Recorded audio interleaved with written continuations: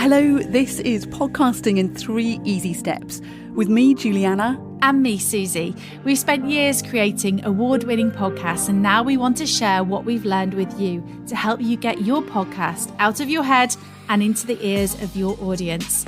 In each short episode, we'll give you 3 simple steps to create and market an awesome podcast that your listeners will enjoy.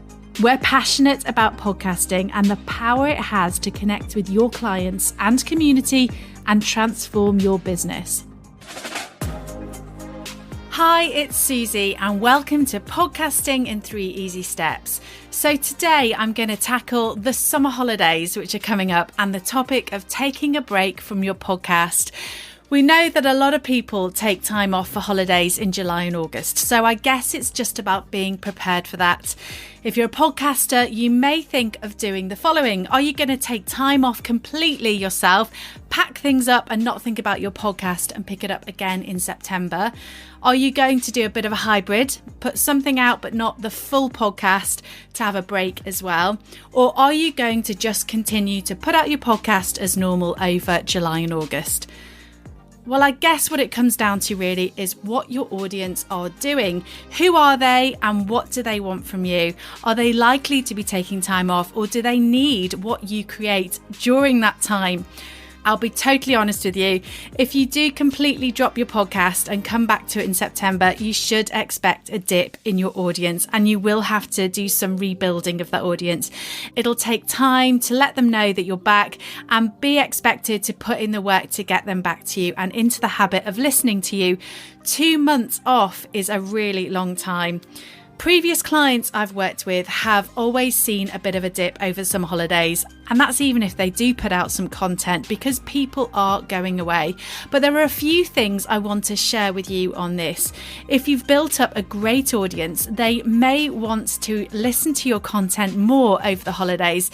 If they've gone away, especially if it's shorter episodes, I think that longer episodes during some holidays they might struggle with, especially if they've got childcare duties while they're on holiday.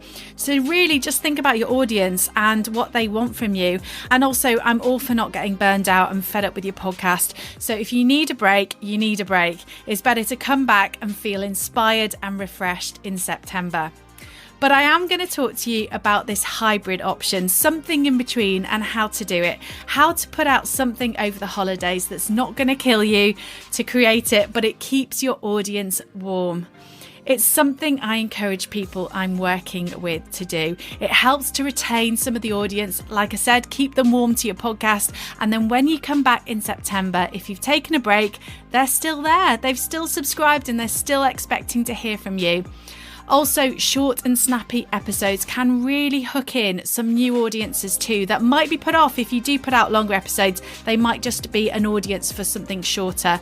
Think about Dr. Chatterjee with this one. He does the longer podcasts, sometimes in excess of 2 hours, but he also has little bite-sized episodes which can be really appealing to some people. So I've got 3 steps for you to do this hybrid option over the holidays. Step 1, now I would start making a list of 10 cracking episodes that you've put out in maybe the last 6 months. Have that list to hand. Step 2 is to find 10 minutes of each episode which hooks people in. It's a really nice juicy bit that reflects the conversation. You don't have to edit it, just take 10 minutes of that episode out and save it into a file. Whilst you're there, copy and paste the show notes from those episodes from your hosting platform and put them in the file too. In that file or folder, you've got 10 episodes and 10 sets of show notes. And you're ready for step 3. Step 3 is about writing a nice new short introduction and ending for your episode. It doesn't have to be long. It can just say, hi, this is a special mini episode of my podcast. This is taken from episode number whatever it is, number 20. And then remember to record your episode ending to remind that listener which episode it's from and where they can listen in full. Any call to actions at this point as well are great. Remember, you've already done an intro for these podcasts earlier on in the process when they went out originally, so you could just copy and paste some of that, and if there's any updates to those introductions, just add them in.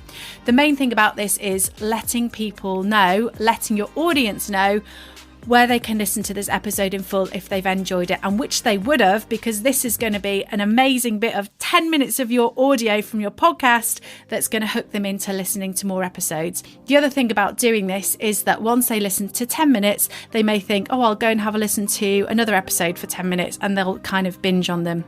So then it's a case of refreshing your artwork, editing it all together, and then scheduling your episodes. And trust me, your September self will be grateful for what you've done now.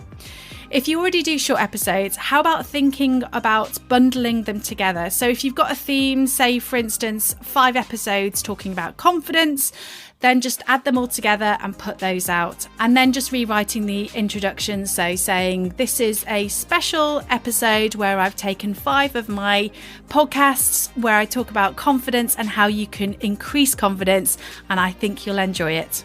Or how about taking your most asked questions, your FAQs, and giving answers to these and spreading them throughout the holidays? I really hope this has been a helpful episode for you.